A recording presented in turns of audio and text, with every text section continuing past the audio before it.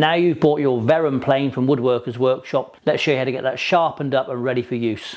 I'm going to take the blade out of my number 4 smoothing plane and go through the process that I would go through if it was a brand new blade. So for this one, I'm going to take off the lever cap, set him to one side, carefully lift out the chip breaker and the blade and get the plane out of the way. So what we're going to do is flip this over, put him down the bench, pinch the sides of the plane blade and the chip breaker, undo the screw, probably just a good half turn, maybe 3/4 turn. What I'm going to do is I'm going to slide the chip breaker, which is the part underneath, up the blade, spin him round by 90 degrees and then take him down.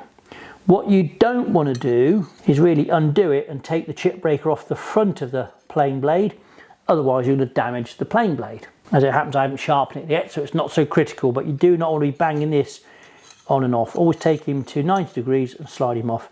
Get the chip breaker out of the way. What I'm going to do first is look at doing a bit of work on the back of the plane iron. So I tend to use Scary sharpening system, very, very flat, very, very controllable, and I can go up through the grits.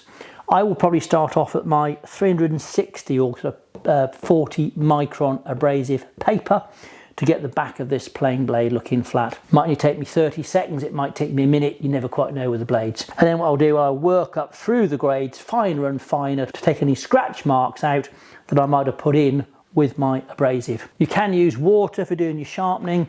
I tend to use this HomeRite number 1. I find this really quick cutting. I'm going to put a bit of oil on here and I'm going to start working on the back of this plane iron. Pop my blade on. Make sure you hold him nice and flat. Make sure you're not lifting him up. What we're trying to do is get the back of this plane iron nice and flat. You can probably see the black on here. This actually is the metal coming off the blade and into the paper. What I'm going to do is go on to my next finer abrasive. For me, this is now a 800 grit. You could use diamond stones, you could use water stones, you could use oil stones. All I would say is whatever you're using, make sure it's nice and flat. I will just clean the back of that abrasive before I move on. Set that on the side and move up to the next finest abrasive.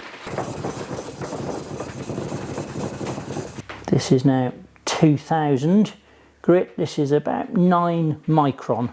We're now getting to a stage where we're beginning more to polish the back of the blade. So the hard flattening work was done with the earlier abrasive. That is looking pretty good. Let me come on to the finest abrasive. This is 3 micron, about 8 or 9,000 grit. I should be able to maintain the back of my plane blade in a really good condition just on these 2 finest abrasives. It's only if I let my kit get rusty or damp get into it that maybe I'll get rust pitting in the blade and have to go down to a coarse abrasive. But you really want to try and avoid that as much as possible. When you lift him up, you see he's stuck into the plate. Okay, make sure you lift him away. I wouldn't lift him up this way, otherwise you're beginning to round off the back there. And what we've got is a really nice flat surface. I've got this 50mm or 2-inch wide blade set up in my Veritas honing guide. I've got him set up at 25 degrees. And what I'm going to do is a little bit of a grind on there. It comes from the factory, ground and is very, very good. But I have a habit that I always regrind my chisels and planes when I get them new. And I know exactly what I've then done with them. So I'm going to use my coarsest 180 or 80 micron paper, and I just use this really as a bit of a grinding if I'm not going to use a mechanical grinder. This is quite coarse. I wouldn't use this on the back of the blade. Purely I'm just trying to get a bit of a fresh grind, or just double check how my grind is on the back of that blade. So backwards and forwards. At the moment I've just got equal pressure on my left and right hand side. I'll see what shape this blade is in the moment, or what angle it is compared with how it came from the factory. And then what I'm going to do is start putting a bit of pressure on the left hand side and the right hand side, just to create a slight amber.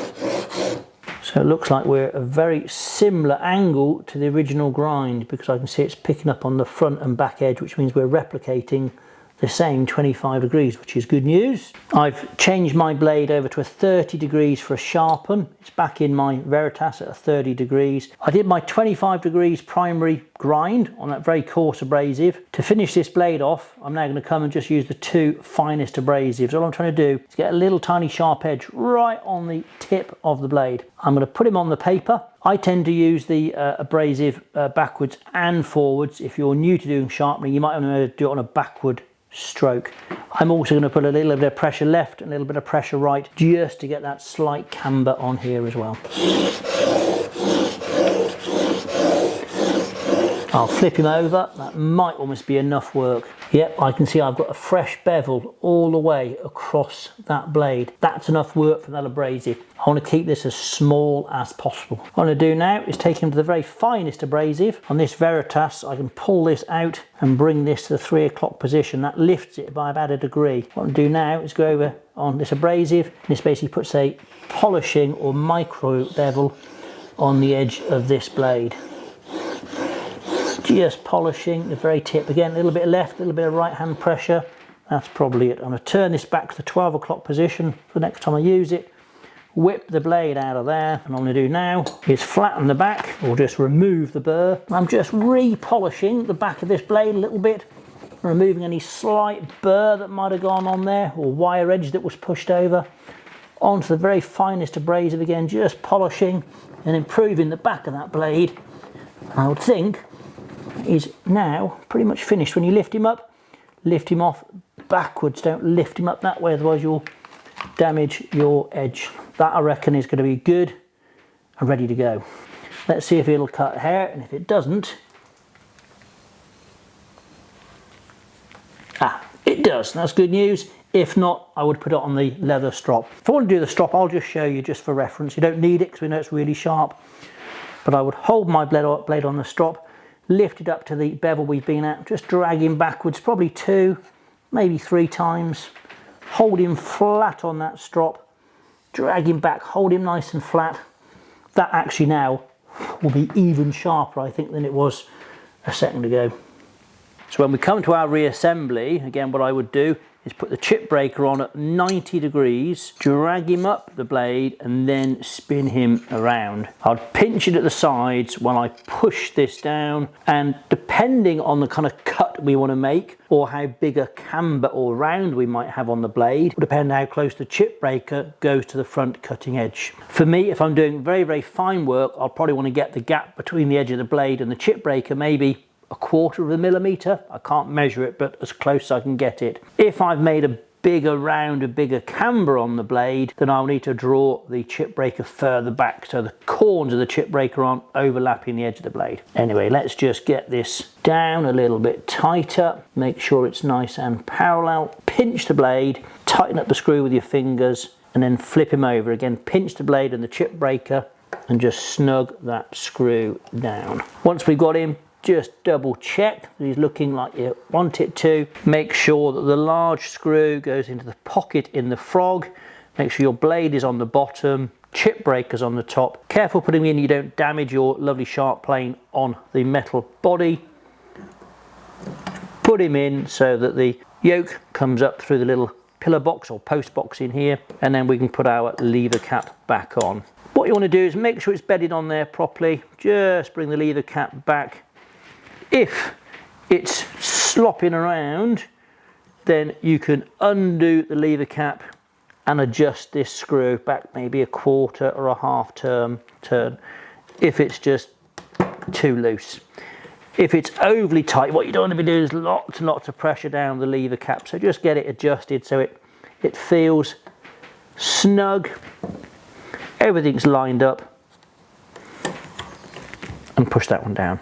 To adjust the plane and get it ready for work, what I'm going to do is flip the plane over. I'm going to look from the toe down towards the heel, and I'm going to see if I can see the blade coming in and out of the mouth in the plane sole. To adjust the plane blade so it comes out, we're going to use the large adjuster wheel. By turning this, I can look down the sole and see the blade start coming out. What we're going to have a look at now is how big the gap in the mouth is. I want it really quite tight between the blade and the front of the mouth for doing very, very fine work with a flat blade. If I've got a blade with a larger round, larger camber on it, we have that normally for taking more timber off, in which case I want to move this plane blade backwards on the frog to open up the mouth for thicker shavings. To adjust the frog, we can do it well all the blade and everything is in position. I'm going to take my longer screwdriver, undo the 2 outer screws just to loosen that frog off. Just a half turn should be enough. I can then use that screwdriver down into the central screw, and by adjusting this screw, that is bringing the whole of the frog backwards. I can snug those 2 screws down a little bit, and just now we'll see how open that mouth is. We've now got a larger gap in here. Again, I can take him a lot further back if I want to. For the work I'm doing today, I want to get this quite close, so I'm going to bring him back forward again. I also want to make sure that it's not too far left or too far right. To adjust that setting, we're going to use the lateral adjustment lever. As I get my finger in there and pinch it or push it over, the one edge of the blade is coming out far too much this side.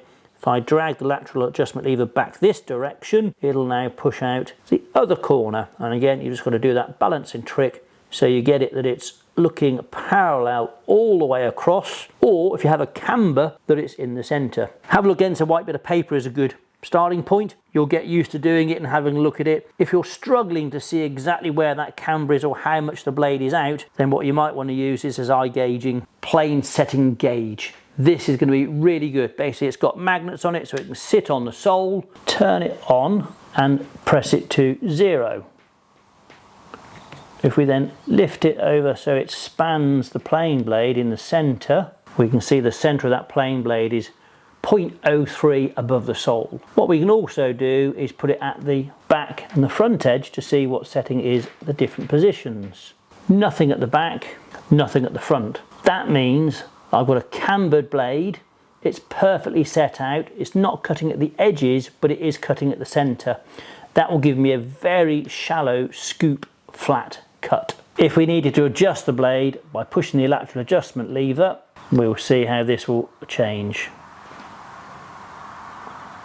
That's now 0.14 at the front edge and has completely disappeared at the back.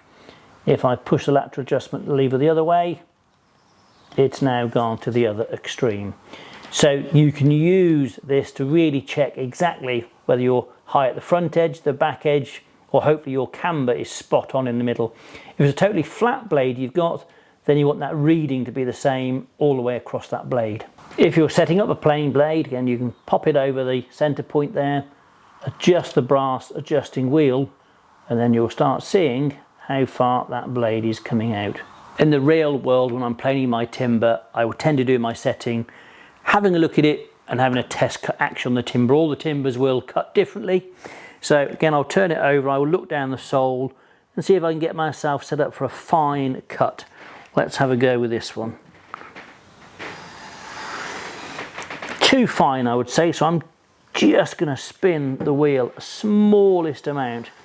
I'm now just beginning to pick up the smallest of shavings, a little bit more of a tweak.